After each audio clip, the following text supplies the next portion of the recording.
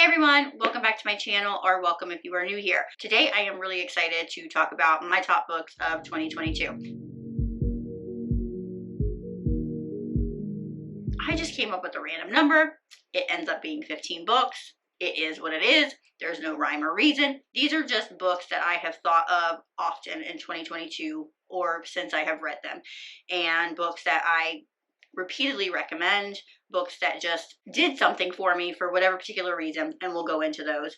I just wanted to give you a little bit of a backstory, whether you care or not. Also, I don't know if this would be interesting to you or not, but I'm going to go ahead and read off my Goodreads stats just in case. So I actually ended up reading 116 books for 2022, and I was like, good job. Good job. I was actually blown away with that. That's really good for me. I am very happy with that. I would have been happy with my goal of 60, but I just read a lot of bangers. Also, I do want to say that I read a lot. Like, I would say 90% or above were all new to me authors for 2022. Obviously, I was really enjoying what I was reading, so I plan on doing that again this year, but maybe not to that magnitude. Because I found a lot of new to me authors, I am still in the backlist of those authors, so yay to me because I have plenty to read, but on the downside, I have a lot to read. There are some authors that I just was not able to get to in 2022, and I plan on getting to them this year. But we are talking about 2022. I will go ahead and mention that I've already set my Goodreads for 2023 as well, and I have set that goal at 75. Do I think that I'm going to surpass that? More than likely, but I don't like to give myself the pressure of you have to read this many books. It's just a number. If I surpass it, great. Awesome.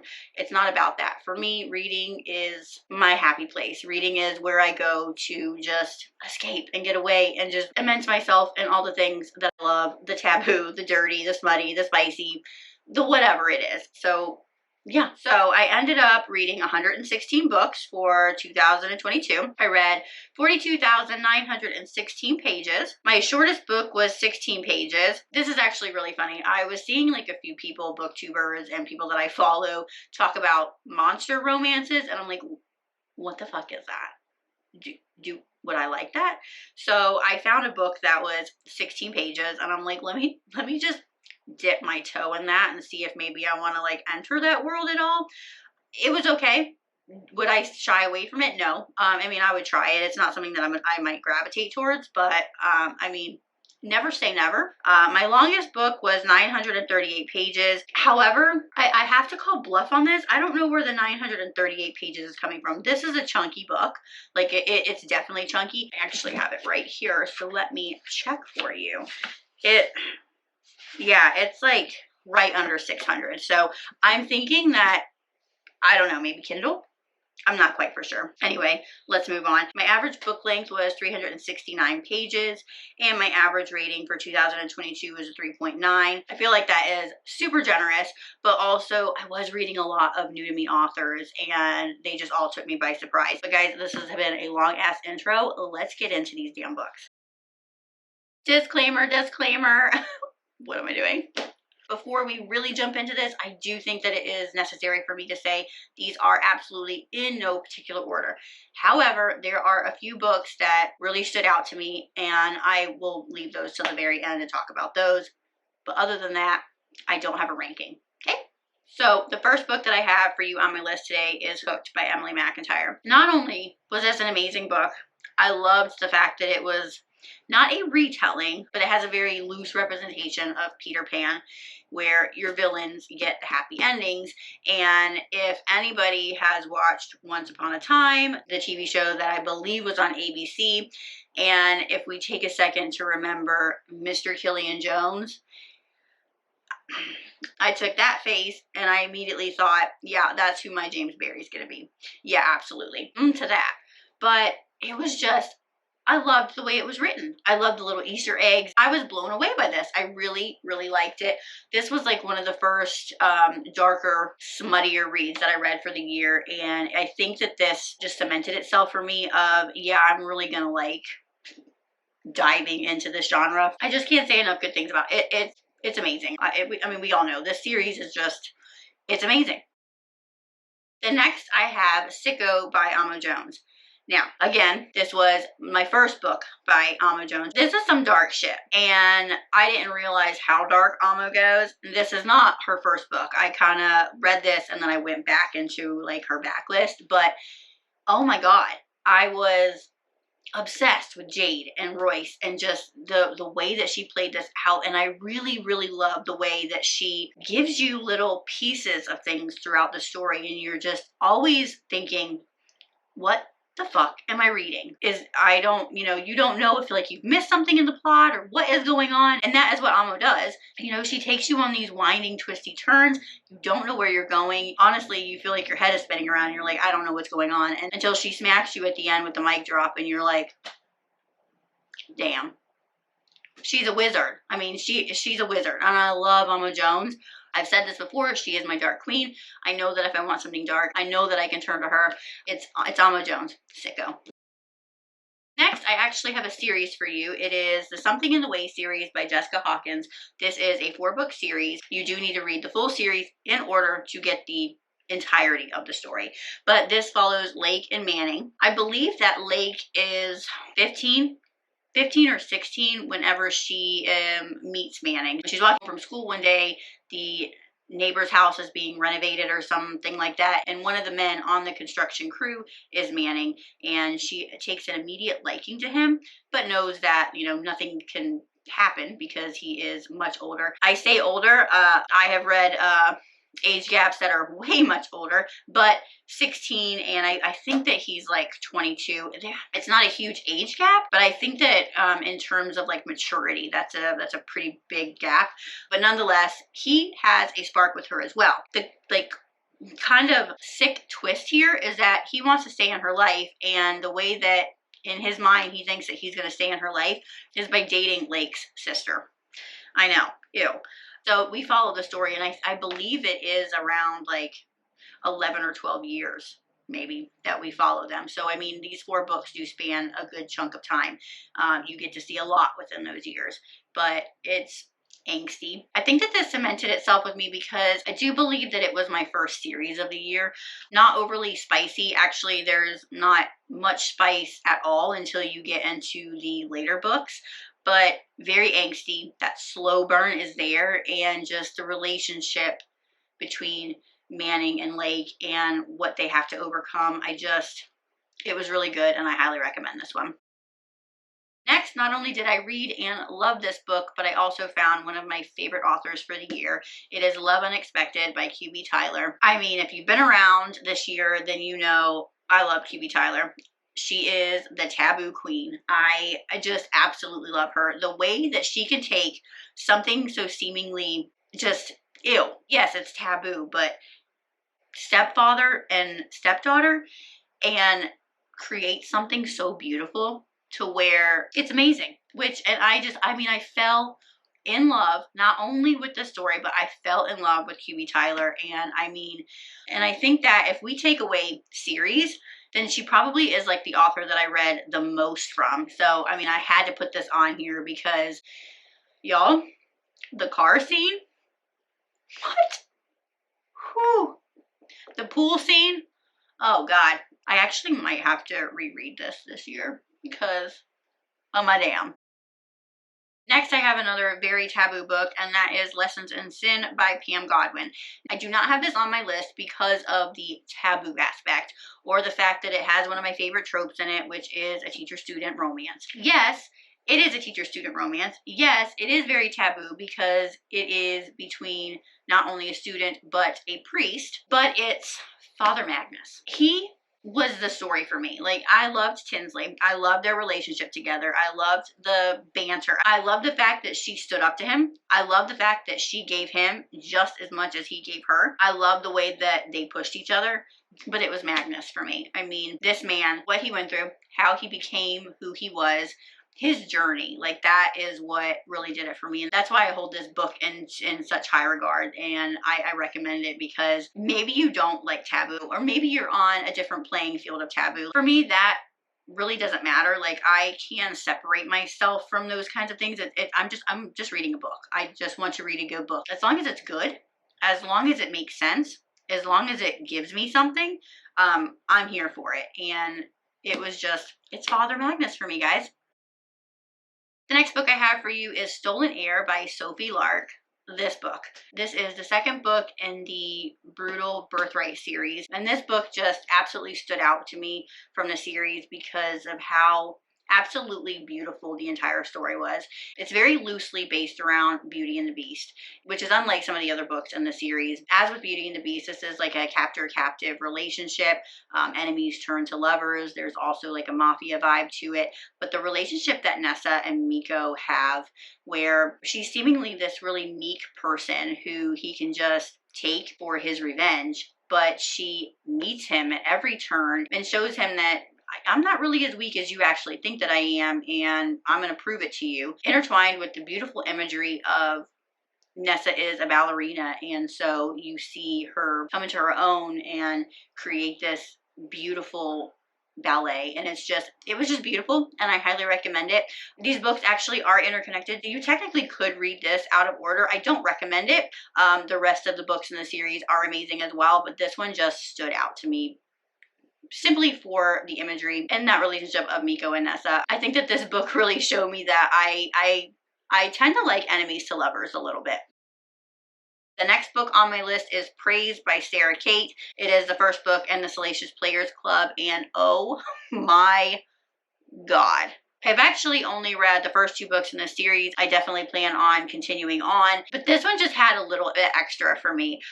This follows Emerson Grant. It follows Charlotte. The dynamic between these two, the spice, I mean, it was just, I was like, yes, give me more. The banter, the dirty talk. Oh God, the dirty talk. I mean, I was, whew. But also, like, I love the fact that these books will take like specific kinks. And Emerson's like kink or fetish, what we really learn about centers around praise.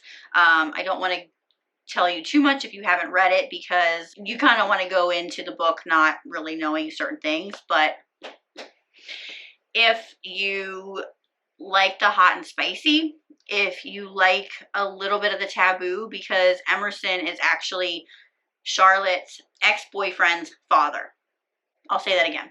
So her and her boyfriend broke up, and she ends up working for his father. Enough said. Go read it. Just go read Salacious Players Club if you haven't. You won't be disappointed, and you can thank me later.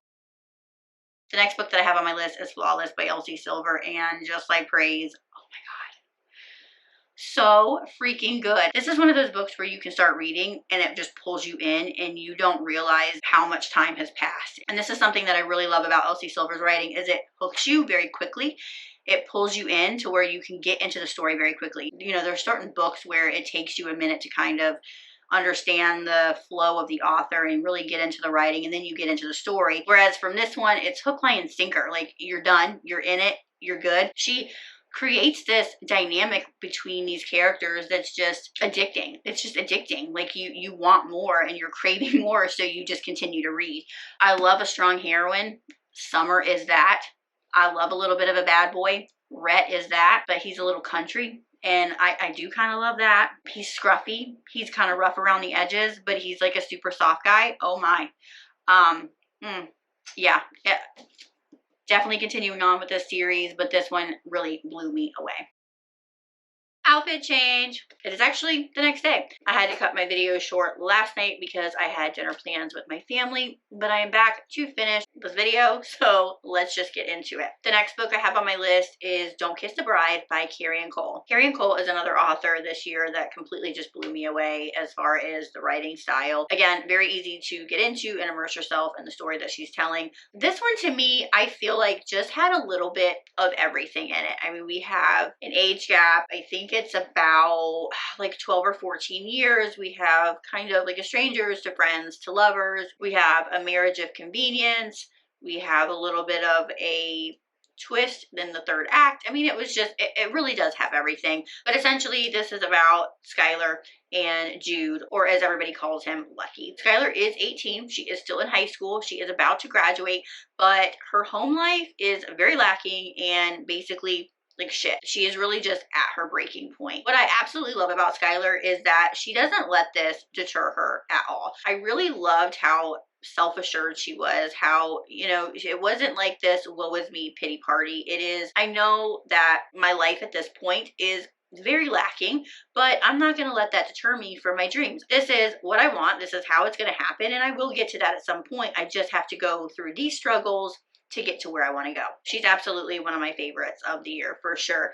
However, she meets Jude, who is this seemingly tatted up, motorcycle driving bad boy. However, he's just got this soft spot for Skylar. He really just feels impacted to help her. And so he comes to her with a plan. They are going to get married, and it's only going to be for about a year so that she can move to a stable home environment. She can finish school and get on his insurance so that she can get health care and get some help that she much needs. Now, aside from their age, which, like I said, is about 12 to 14 years, that is where their differences stop. In living together and getting to know each other and becoming friends, they realize they have a lot in common. And I really enjoyed watching them navigate this new relationship. They had attractions that they were feeling, try not to feel those attractions, and then what happens when we give in.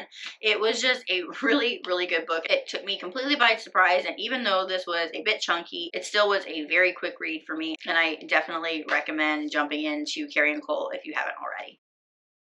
So I'm going to stick with Carian for a minute. Yes, I have another Carian book on this list. I have read several Carian books in 2022, and I will tell you that this book stands out as different from the rest, and it is No Tomorrow. This one follows Piper and Evan, or as we know him in the book, Blue. Please do check trigger warnings. However, this one deals with some pretty heavy topics. We have mental health issues, addiction, and substance abuse issues, as well as some other things. So like I said, please do check those. But I highly recommend if you can get over certain things. And this is such an impactful and emotional book that I think if you haven't read it and you're looking for something good to read this year, it definitely should be on the top of your list of must-reads. So Piper takes her lunches in the park that is across from her office building as much as she can, weather permitting, and that is where she meets Blue. He is a homeless musician that plays in that particular park, and she finds herself really drawn to Blue, very intrigued by him. They spark up a few conversations, which leads into a little bit more, and ultimately they end up in a relationship. And once they're in that relationship, Piper really starts to see different sides of Blue and starts understanding, a little bit more of where he came from, where he's going, and how he got there. Then when everything seems to start going in the direction that Piper wants it to go in with Blue, he disappears. He goes to get breakfast one morning and never comes back. Then years later, Piper turns on the radio, and who does she hear? Blue. He is not a homeless musician anymore. He is actually pretty famous in a really big rock band, and she is absolutely stunned. But she does reach out to them, and he does want to rekindle the relationship, but things seem to be a lot worse than when they were teenagers, and this is where the heaviness really comes in, and you see Blue really, really struggle. This is one of the first books that I read in the year that really made me as emotional as it did. It was just heartbreaking to watch these two go through this journey, but also to watch Blue with his mental disabilities and watch him cope with it the best way that he thinks that he should cope with it. It was just, it was very emotional, but it was such a good book. And it definitely was a book that stayed with me quite a while afterwards, where I would just find myself thinking about it for a week or two afterwards, just really bringing me back right to those feelings. Carian did an amazing job depicting mental health and drug abuse and addiction, and really just two people trying to navigate that while still trying to be there for each other because of the love that they have for one another. I can't say enough. One of the best books that I read this year. I definitely recommend this one. The next book I have for you on my list is actually a repeat author from this list. It is What Was Meant to Be by QB Tyler. This is her newest release, and holy shit. It can be a little hard to rank my QB Tyler books, but this one is up there. This one and Love Unexpected, they definitely go back and forth on my favorite QB book, but this one takes the cake for spice. This one takes the cake for the dirty talk. This one was just phenomenal. This is QB, so you know that it's taboo, and it definitely was taboo. Not only do you have an age gap, but you have a parent's best friend, not just father, but father and mother's best friend. You have a second chance romance. It was hot. It was very hot. Whitney has had a crush on her parents' best friend for as long as she can remember. I mean, this guy has been in her life since like day one. I think that he was like the third person to hold her when she was born. So he's been there for every single milestone. You grow up, you mature, things change, and attractions are there. And that's exactly what happened with Whitney and JP. What I loved about it was Whitney went after JP. So yes, he noticed, of course, that she's absolutely gorgeous, but he never took it to that level. But Whitney's like, guess what, baby? I'm 18 and I'm gonna get me some of that. And get her some of that. She did. Definitely recommend this if you are looking for that yummy taboo aspect. Definitely recommend this if you're looking for the spice that hits so good. For the dirty talk, for just the kink. I mean, for just everything overall, you can't go wrong with this one. The next book that I have for you is A Love Letter to Whiskey by Kandi Steiner. This book, y'all.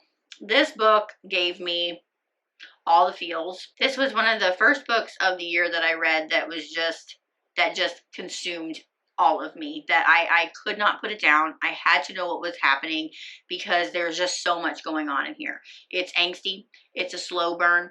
It's a friends to lovers. It's a wrong person, wrong time. It's a best friend's boyfriend. I mean, you've just got so much going on here. It follows Bea and Jamie, and it follows them through many, many, many, many years, starting from like their junior or senior year, and then spans many, many years. Also, when I say slow, I mean slow burn that is angsty AF. You get a little taste of something, a little sprinkle, and then Kandi brings that shit back in and halts it. And you're like, wait, what? No, please don't do this to me. But she does it to you. She does it to you. And you're going to take it because you're going to love it and you're going to want more of it. That's exactly what happens with this book. Absolutely. But it ultimately, I mean, obviously, it was one of my favorite books of the year. It is on this list. I even got my mother to read it. She absolutely loved it. It definitely was a standout of the year. My only caveat for this book is that you do need to pick up the 5th year edition because it has additional content in it that you are definitely going to want. Okay? There you go. My next book is Still Beading by Jennifer Hartmann. I can definitely say that this book changed me. Jennifer Hartmann's writing is on another level for me. The way that she lays a story down and tells it, it does something to me. This in particular, just, I mean, honestly, like, it left me speechless. This book definitely deals with some extreme issues, so please, please, please check trigger warnings if you need to. Be aware that there is abuse, both physical and sexual, amongst other things, but please don't let that deter you from this book because it is extremely powerful. However, you do need to get through that hard stuff, which is in part 1 of this book, to get to the rest of the story. But ultimately, we have Dean and Cora, who seemingly hate each other, and they have hated each other for most of their lives. They've known each other for most of their lives. In fact, Dean is set to marry Cora's sister, who just happens to be like her best friend, when the book starts in about 3 to 4 weeks. So they're about to be basically family when they get kidnapped and are held captive. And that essentially is part 1. And then part 2 is the healing process and dealing with the ramifications of what happened to Dean and Cora and how they navigate themselves, their lives, and their relationship together after they go through what they did. That's really all I can or want to say about this, except that this book I have coveted. I have recommended it. Yes, it is dark. It has some very serious issues, but there is an underlying tone. It has a beautiful message, and it is at the top of my list for this year. The next book that I have for you is actually a series, and it should be absolutely no surprise to any of you. And I am talking about the Off Balance series by Lucia Franco. This is a 5-book series, and you do need to read them in order to get the full picture and the full story from start to finish. Otherwise, there is no point. You will miss key moments. And honestly, if you know this, then you know that like you are not going to want to miss a single thing. This is my top standalone series for this year. Is that even a thing? Like, because we have interconnected series where they're like different couples and everything, but I'm talking like full on series. So I don't know if that's like just series or standalone. You know what I mean, right? Like, this is the top. This was it for me. I mean, I don't know what to say here. There is nothing new that I can say about this series that I haven't said already. You have a pretty hefty age gap. Rhea, or Adriana, is 16 when the book starts. Kova is 32. It's a teacher-student athletic romance. It is heavily centered around gymnastics, and it follows these two and the journey that they take navigating a connection that neither one of them asked for, and a relationship that they know that they shouldn't be in, and the outcome of all of that. Yes, it is amazing. Yes, you will get aggravated. You will want to wring necks. I wanted to wring Rhea's neck almost the entire time through the series. This is just a series that I'm never going to stop recommending. This series really just gave me everything that I wanted. Lucia Franco can write a sex scene like a boss. I will actually refer to book 4. There is a pretty awesome scene that spans chapters. Yes, I said chapters, and it is, these two are just, they are on another level. They have this connection that is so intense, but that intensity also filters on and off of the mat, so to speak. This connection for me is what really took this whole series to another level. It is definitely one of my all-time favorite series for sure. Now that I have the full physical series in my collection, I can't wait to reread it again this year and just dive right back into the Kova and Rhea universe. It's amazing. It's just Rhea and Kova, and I mean, there's just nothing more to say other than off balance. I love you. The last book that I have for you today is actually 2 books. It is Binding 13 and Keeping 13 by Chloe Walsh. You definitely need to read both of these to get the full story. These 2 books are a part of a larger series, but these 2 are Johnny and Shannon's stories, so you do get a conclusion for them. This blew me away. I don't know what I was expecting with this, but I wasn't expecting what I got. I laughed so hard that I cried. I cried so hard that I had to put the book down because I couldn't see what I was reading. It was so emotional. The world building in this is pretty big. I've heard a lot of people say that it is very slow to get into, and I absolutely agree with them. The first 15 to 25% of the first book is very slow going because you are learning a lot of things. The series is actually interconnected and follows many characters, so you're getting to learn about all these characters as well as reading Johnny and Shannon's story, so there is a lot to know. Once you get past that hurdle, you are completely immersed in this group of people.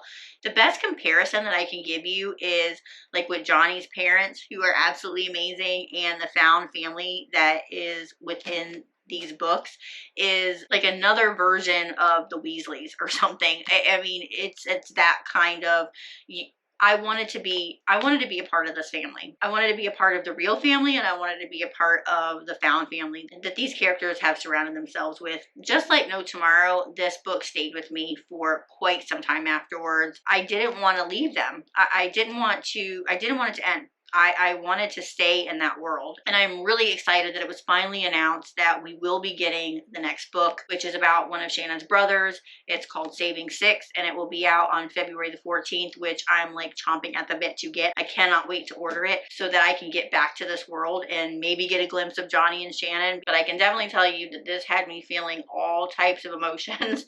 I loved all of the characters. I cannot wait to see more of the characters in the subsequent books, and I am so happy that I ended the year on such an awesome banger, and I definitely recommend picking this up if you haven't read it. Yes, they're thick, but they are so worth it, and you're not going to want to leave the world. I know that I didn't. I cannot wait to dive back into this world. So great.